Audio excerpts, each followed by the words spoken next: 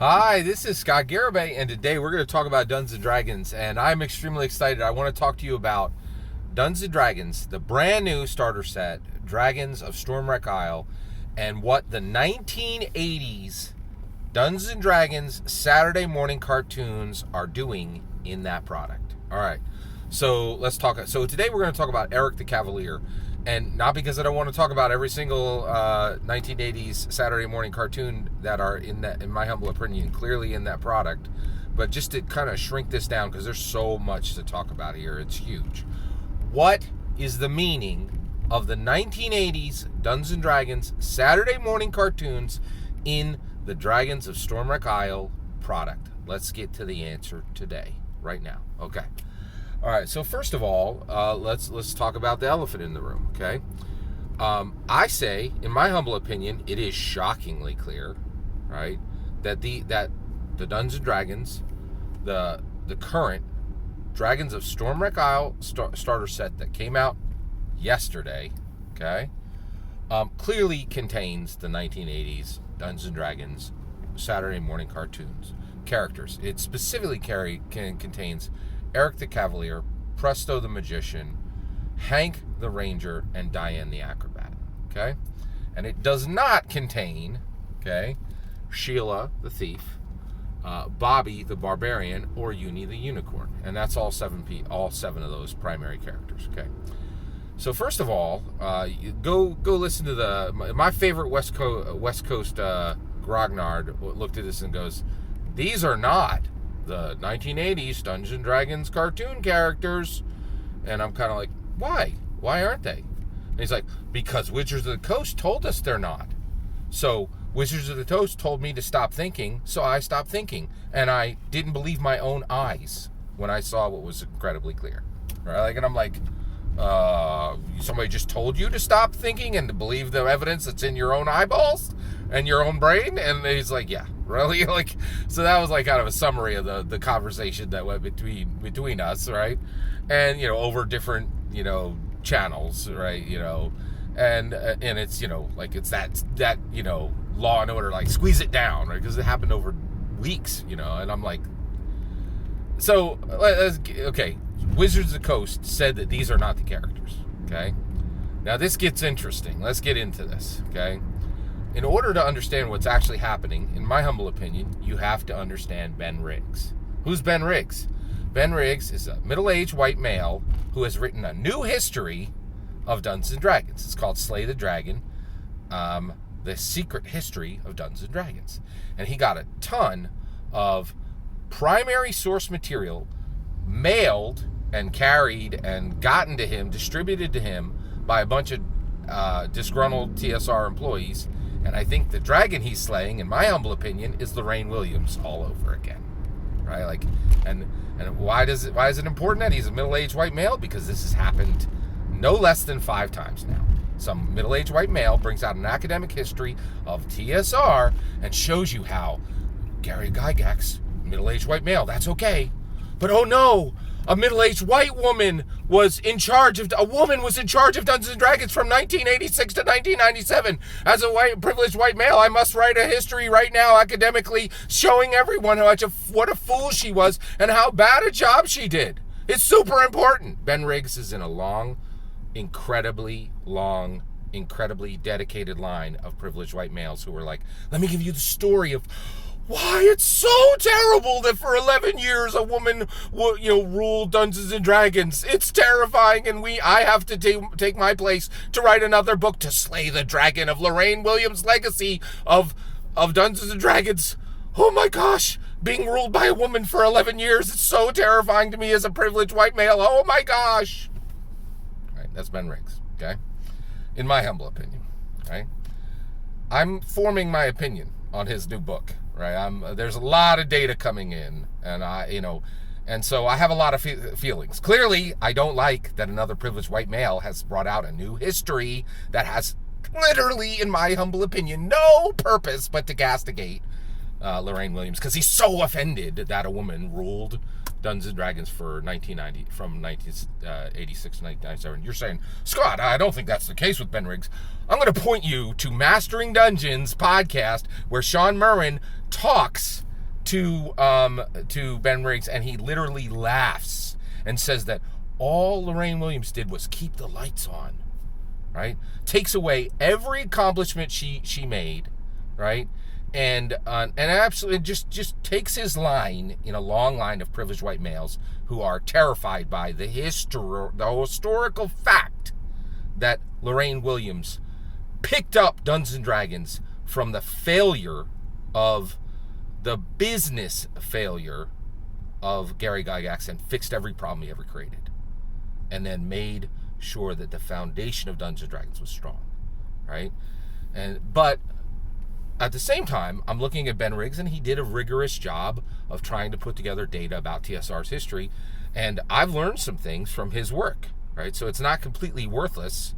It's repugnant, but it's not worthless. There's a difference, right? And so we have to look at Ben Riggs. And Ben Riggs says some really interesting things in that podcast, and even more interesting things in the books that's coming out, okay? All right, so here's what he says. He says, between 1986 and 2008, right, Gary Gygax lied about TSR, and by extension lied about Dungeons and Dragons. I actually agree with him on that. I think Gary Gygax absolutely lied about Dungeons and Dragons between 1986 and 2008. Not everything he said, but there was some lies contained in there. No two ways about it. Ben Riggs also takes his primary sources and said, this is a true history of Dungeons and Dragons.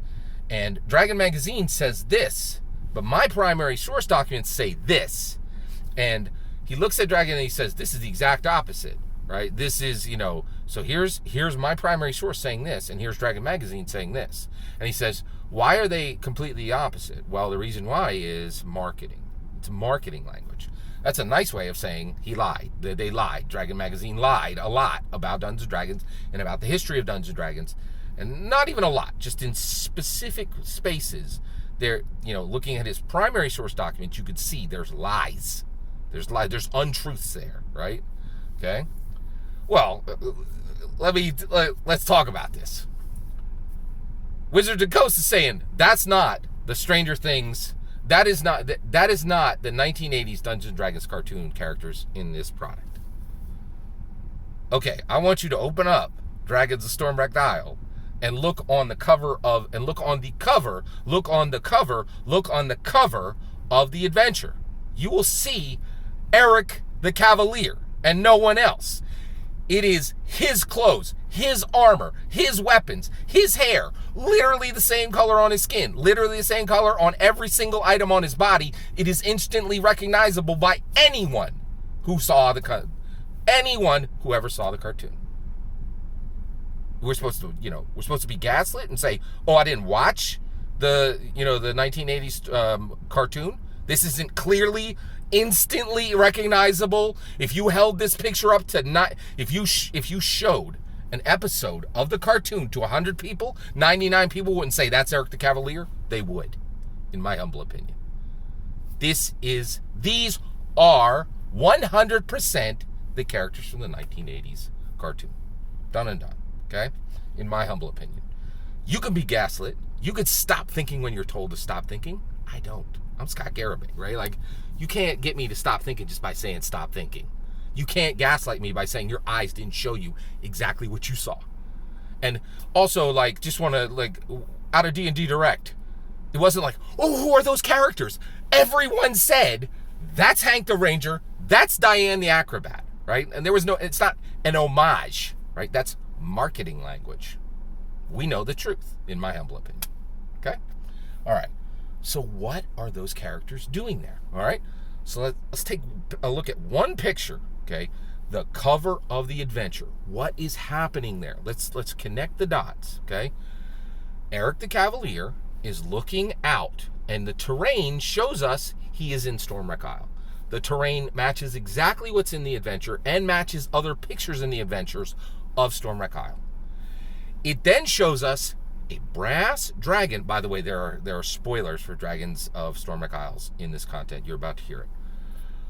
A brass dragon, which is Runara from Dragons of Stormwreck Isle, okay, main character.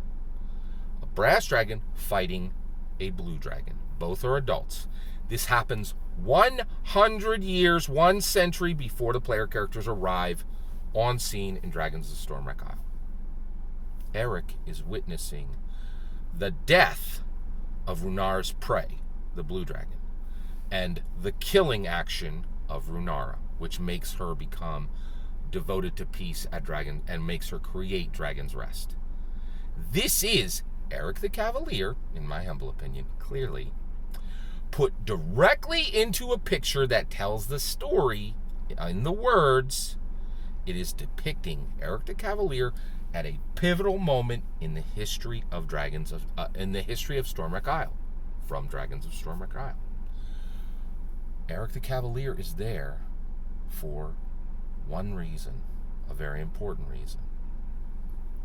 Here it is. In my humble opinion, this is the reason. The 1980s, 4 of the 1980s Dungeons & Dragons Saturday morning cartoons are in Dragons of Stormwreck Isle, because Dragons of Stormwreck Isle is two adventures, not one.